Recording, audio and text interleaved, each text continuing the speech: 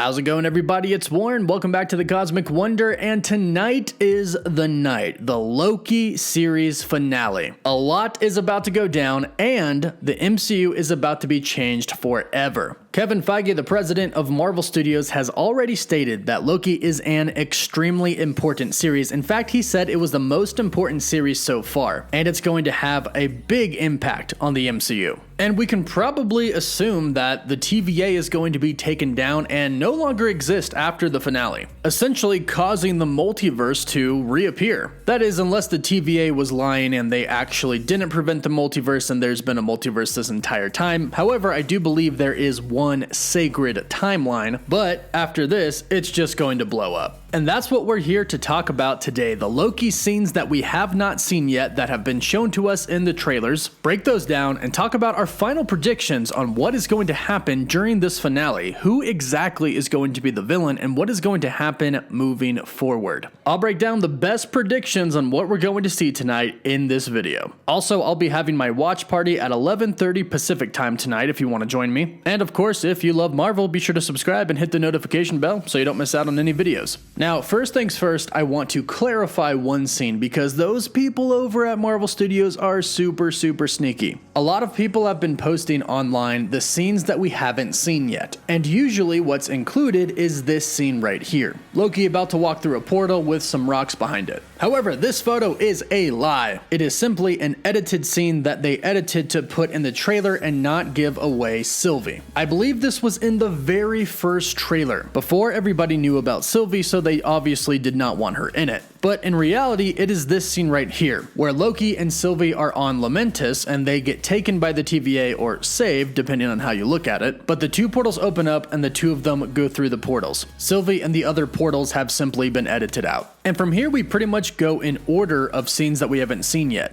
At the end of Loki Episode 5, Loki and Sylvie enchanted Alioth, removing him from what he was protecting, a castle and the person in charge of the TVA. And thanks to these scenes, we know that Loki and Sylvie get inside the castle. As we see here, Loki walks right up to the front door, and we could probably assume that Sylvie is with him, but she has been edited out of this trailer shot as well to avoid spoilers. They were holding hands the last time we saw them, so I assume they're going in together. Now, as Loki gets in, he goes through a very long hallway. And you can notice on the very front door and in the halls and on the floor, it looks like it's cracking, like it's breaking, almost like reality is breaking. And I have a theory that these cracks could actually be caused by branch realities being created, therefore kind of putting a crack in the sacred timeline. And since this castle is made by whoever controls the sacred timeline, the power could be connected. We know this because in the mid-season trailer that Marvel gave us in the very beginning, it starts off by showing us the sacred timeline. It looks like it's in the middle of space, or could it be in the quantum realm? That is one theory. But next to it, we see a rock, but this is more like a giant floating meteor rock, because as we see on top of it, there is a yellow glow. And this yellow glow is the tower of the castle that Loki and Sylvie are about to go into, where the creator of the TVA and the sacred timeline is. Then we have a scene with Sylvie inside of the castle, and it definitely looks like she's fighting. However, it looks like this scene is most likely edited as well. But notice what the background looks like. It actually kind of looks like Doctor Strange's sanctum. Now, there have been theories that Doctor Strange or a master of the mystic arts could be behind all of this, but I don't think so. I think more than likely, and now more than ever, we still only have two options of who the actual villain is of the Loki series. However, I will discuss three theories. Two that I think are very likely, and one that is actually likely,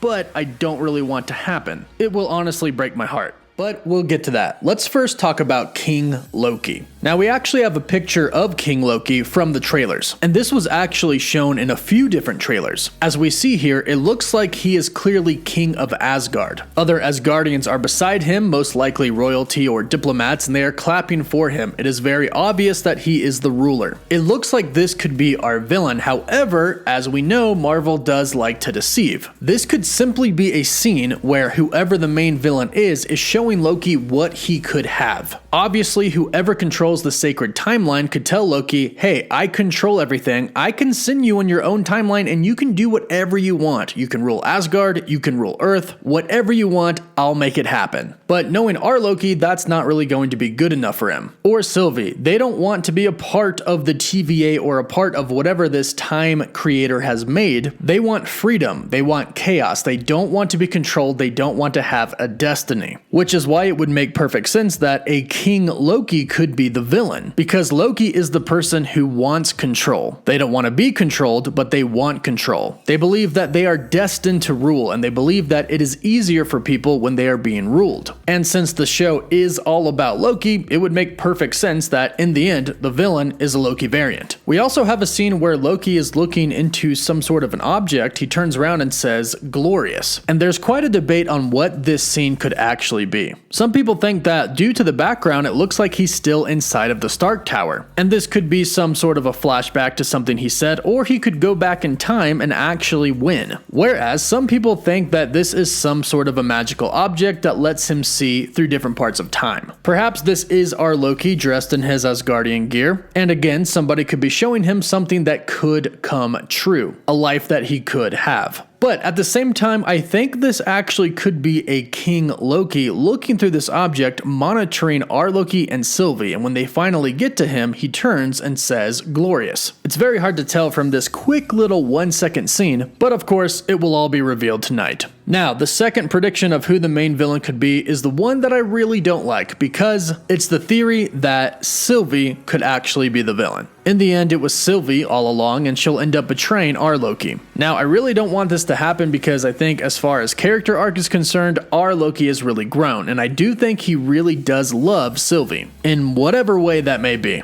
But she does seem to be more on top of things than our Loki, and after all, she had been planting her plot of revenge for a very, very long time since she was taken by the TVA as a little girl. This will definitely be sad to see, and honestly, our Loki could even betray her, which is something that I really don't want to see either. I either want to see the two of them get together in some way, shape, or form, however weird that may be, or I want to see them part ways happily. But I really want Sylvie to stick around for a long time. There's been word that season 2 for Loki has been confirmed, and it would be great if our Loki and Sylvie could come back for that. Now, for the third theory of who the villain could be is actually the theory that I've been stating since the very beginning of the series. However, I give you a new twist. I still believe it's Kang. However, I think it is a variant of Kang and not the true Kang that we're going to be seeing in Ant-Man and the Wasp: Quantumania. Who I believe this character could actually be is a Mortis. And the reason is, I think there has been too much evidence pointing towards Kang for Kang not to be involved in some way, shape, or form. Now, for those of you who may not know, Nathaniel Richards is actually Kang's name. And Nathaniel Richards has actually had many different names depending on where in time he is at and what he's doing. He's been the Pharaoh Rama-Tut, and when he started conquering, he deemed himself King the Conqueror, and then at one point in time, he becomes a Mortis, and that's who I think we may be seeing. Because listen to this story.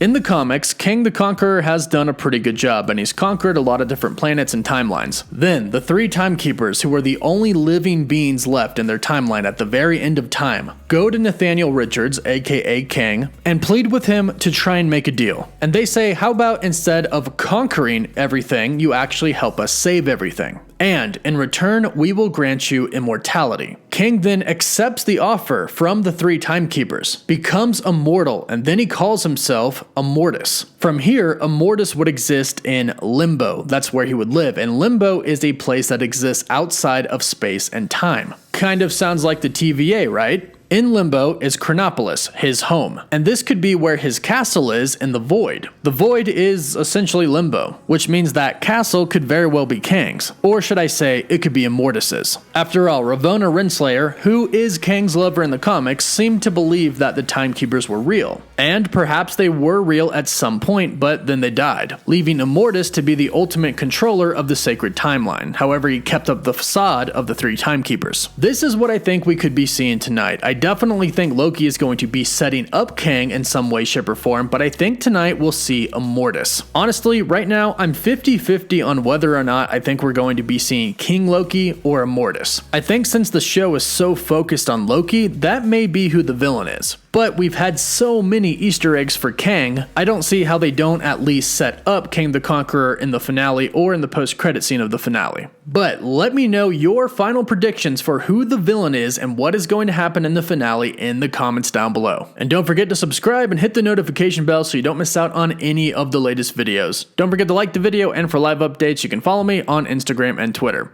As always, thank you all so much for watching. Woof woof.